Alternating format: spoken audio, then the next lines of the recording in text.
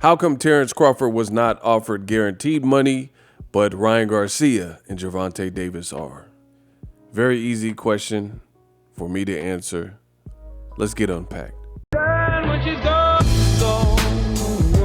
We unpack.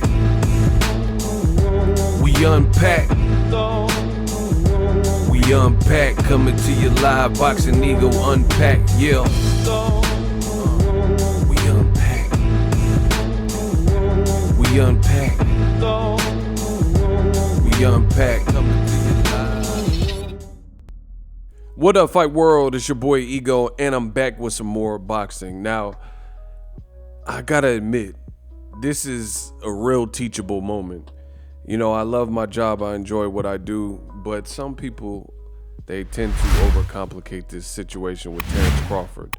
Listen, the bottom line is Crawford made his decision to bounce out of the negotiations from PBC and fight on an unheralded, unknown app, BLK Prime. That's his choice. That's what he decided. That's what happened. Some people are attempting to make this very complicated. Specifically, you know, fans are left with questions like, how come Ryan Garcia and Gervonta Davis, they're getting guarantees and Crawford was not given guarantee? So that's what I want to talk about as I unpack in this video. Now, let me just start off by saying there's a lot of people that are very misinformed, and there's a clear-cut difference between people who are in the business, make money, such as myself, in this game of boxing versus just typical fans. So, for example, Terence Crawford, this is likely what happened with Terence Crawford. Terence Crawford, as I've stated, see, this is the thing. It's funny when I make these videos and people say that, oh, you're wrong and I don't agree with you, but then everything I say comes true, then you have nothing to disagree with. So I told you guys, Terence Crawford is his own worst enemy. Great fighter, but not the best businessman. Doesn't make the best business decisions. I've said this for years at this point, that I question his business acumen, right? Nothing wrong with that. I'm entitled to my opinion. He's entitled to move how he wants. That's what it is, right? So I predicted all of the problems that Terence Crawford is going through right now and experiencing, and the backlash. I've already predicted this to happen. So you can't say I'm wrong when I predicted this years ago, that these ideals and ideologies would lead to really complications, right? I predicted that Terence Crawford would run out of dance partners being with Top Rank, and he still re-signed, and he's wondering why he's not worth more, why his stock is not worth more. See, the bottom line is, in my opinion, I think Terence Crawford, he's a dope fighter. He's a very good fighter. He thinks that in 2022, that's all is required, is being a dope fighter. Bob Arum says he needs to promote more like Floyd Mayweather, Shakur Stevenson, Teofimo Lopez, right? And Crawford did an interview and responded to that and says, why do I have to? I'm a fighter. He's the promoter. So Terence Crawford is making it very clear, his own words, that he's a fighter and that's what his job is to do. And I disagree with that. Like, of course you have a promoter for a reason or whatever. They're supposed to give you good opportunities and they're supposed to promote. I get it. But a promoter in his situation, like Top Rank, they are doing other things like doing media credentials and organizing the events and making sure there's seats for the media and making sure the media members have emails and whatnot so they can join the Zoom calls, setting up the Zoom calls, renting out the hotels. So your promoter is doing other things as well as trying to promote. And I'm not here to argue if Top Rank did the best job promoting Terence Crawford that they possibly could do. Because, you know, truthfully, I would say they promote Lomachenko and guys like Teofimo and Tyson Fury a bit better. But in terms of your needs as a fighter, they are handling your event, which is a big part of it. And I would say like guys like Teofimo Lopez, he does a better job. He just dropped a documentary and things like that. He does a better job of kind of staying in tune with his fans. I follow him. You know, there's times where Teofimo is going live on IG and things like that. And it's not so far and few in between like Terence Crawford. So Terence Crawford, in my humble opinion, I think he's already misguided in what he thinks the role is. Here, let's simplify everything, right? The bottom line is Floyd Mayweather is worth more. He's earned more. He's put on bigger events than Terence Crawford, and he promotes his events. He does press tours. He does press and media obligations. So what's good for the goose is good for the gander. You can't tell me it's a broken formula if Floyd Mayweather is doing it. Now, Dan Raphael, he was speaking to a fan, and the fan said, respectfully, Tank versus Ryan won't happen. We heard the same thing with Spence versus Crawford and how it was agreed to.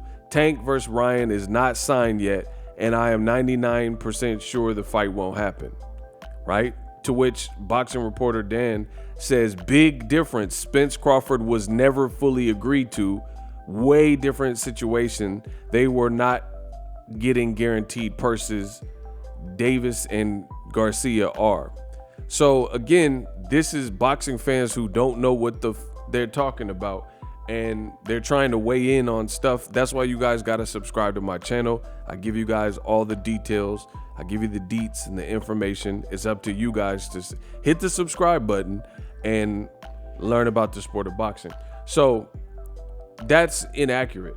First of all, Tank Davis said the fight with Ryan is signed, sealed, delivered. So whoever this is, this fan is saying that the fight's not signed. That's incorrect. They have an agreement that is agreed and delivered. The only thing is they have to get past interim fights, period. This has been confirmed by all sides. But I know there's already people who are going to be like, hey, Boxingego, why is Terence Crawford not getting a guarantee and Ryan is and Tank is? Again, these are very easy questions for the god of boxing talk, Boxingego, to answer. You have to look at every situation on a case-by-case basis. This is what I've been telling you guys. Terence Crawford, his numbers are not good financially. His old promoter threw him under the bus. Bob Arum said that I lose money every time Terence Crawford has a fight. So these are stats that unfortunately will work against the fighter in a mega fight. As far as the no guarantee, Errol Spence wasn't getting a guarantee either. They both were settling on percentages. Now, I believe that the initial offerings, because this was a negotiation that took like 6 months just for Crawford to say, I'm pulling out and fighting David Avanesian. The thing about it is this: Crawford likely talked himself out of a guaranteed number. And we've heard different numbers like, oh, he was at 7 million or 8 million and he wanted more money than that. So then they raised it to, let's say, 10 million. And then he wanted more than that. 15 million guarantee. I've heard numbers like 22 million guarantee. That's why they would have went to a no guarantee, all performance-based model, which is a percentage. And him being the B-side, him getting 35% is very customary. If you look at Floyd Mayweather versus Oscar De La Hoya, Floyd got 33% of the gross of that fight. Terence Crawford keeps acting like paranoid, as if somebody's wronging him and he's this boss and he's looking at the numbers in detail. You never did this when you were with Top Rank. That is very customary for Oscar De La Hoya was the golden boy. He was the A side. Floyd Mayweather at the time had a great resume, but he wasn't the A side over Oscar De La Hoya. Therefore, Oscar De La Hoya got 67%. That's what happens. Errol Spence, one by one, collected belts from, say it with me, champions. And he's done it more times than you in this division. And this is his network. Like, had the seniority. Why would they not make sure that he's taken care of? They watched him and they watched the branding. Another thing that people aren't realizing is Terence Crawford was basically kind of set up.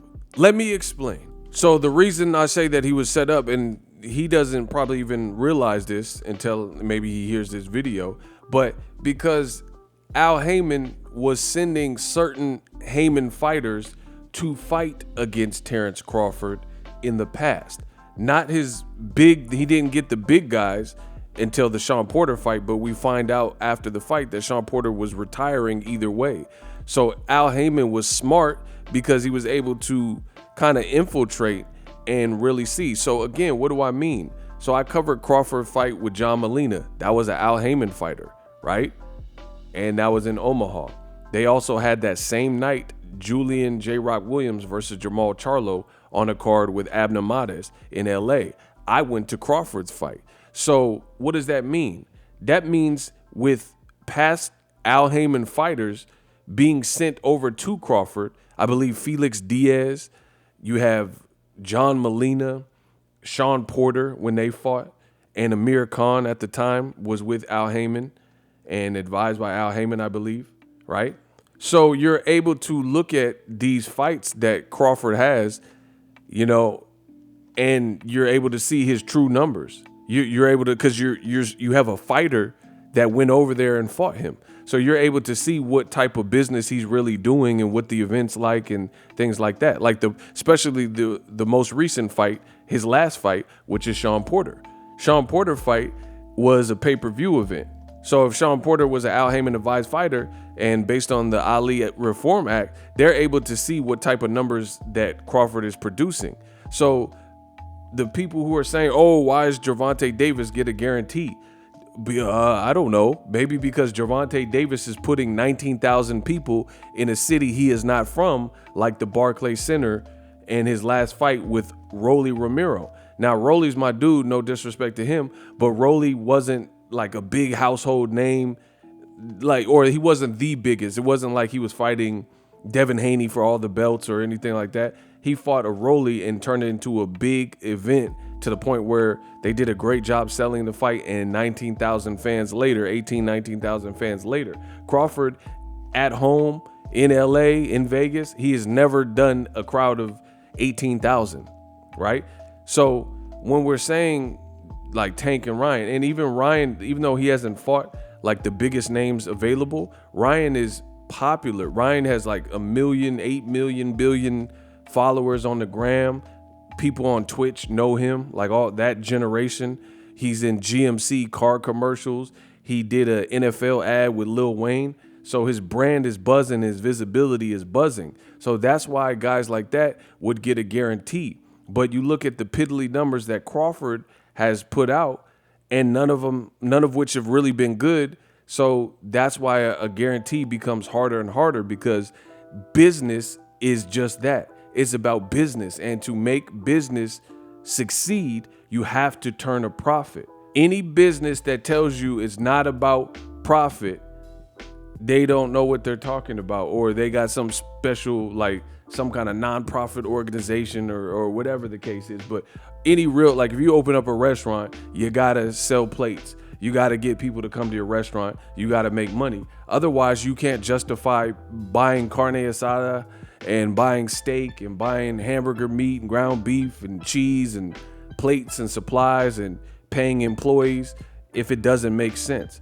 And that's what this boils down to Terence Crawford. Crawford is demanding more than his numbers show, to the point where it doesn't make sense. They still offered him a percentage, which he would have made more based on how many people wanted to see the fight. He would have made more than he's ever made fighting Errol Spence Jr. I'm pretty comfortable in saying that, because this would finally be a fight where people would have no choice but to get off his back and give him credit if he could beat Errol Spence for all the belts for undisputed, and he chooses to go a different direction because he says he's impatient and he's a boss and Errol's not his own boss and all this. That's why Crawford is receiving the backlash. But don't ask why Gervonta Davis and Ryan Garcia are getting guarantees, or why they would be willing to, if they were willing to give Errol Spence a guarantee.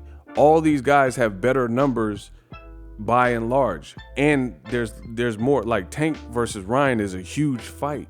It's a huge fight. It caters to different markets, you know, versus Crawford. We don't really know. We know he's a great fighter, but we don't know financially if he can carry his own weight. And that's what this boils down to. Bob Arum told you, he said, the business is not about getting mad. I don't care if Crawford's mad. I don't care if his family's mad. That's not what business is about. It's about the bottom line.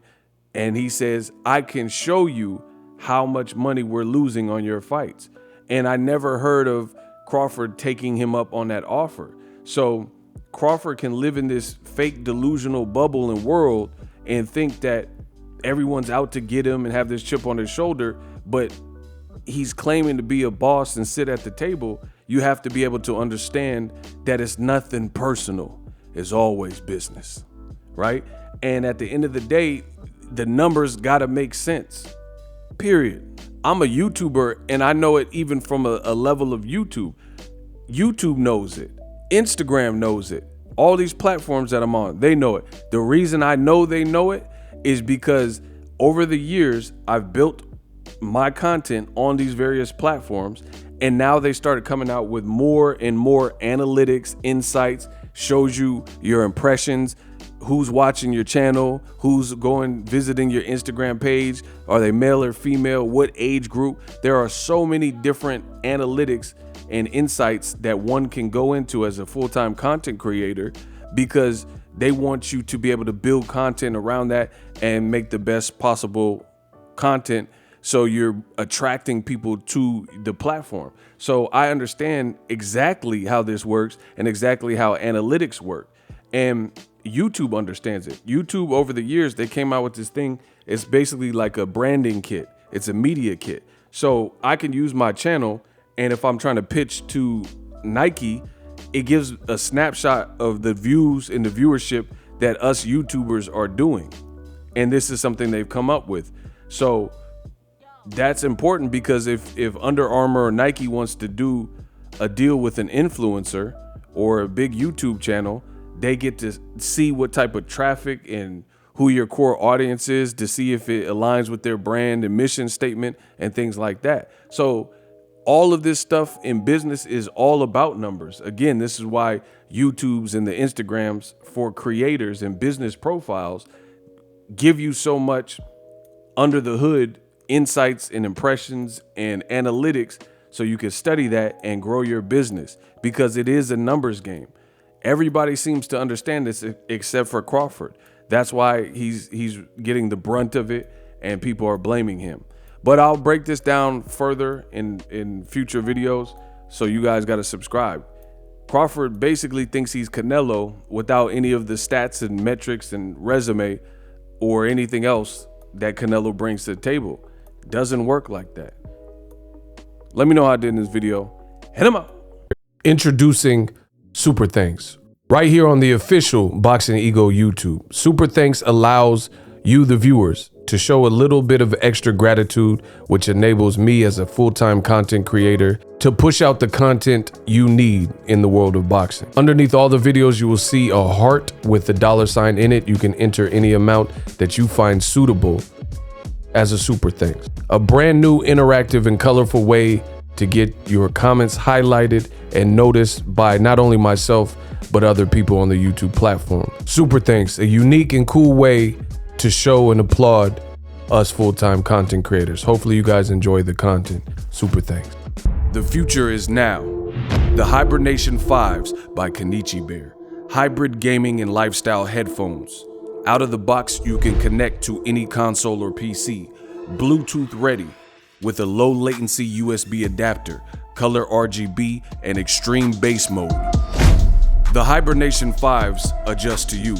Whether you need a gaming, travel, gym, or lifestyle headphones, the Hibernations got you covered. The new Hibernation 5s, link in the description. Customize the way you hear the world. Welcome to the nation.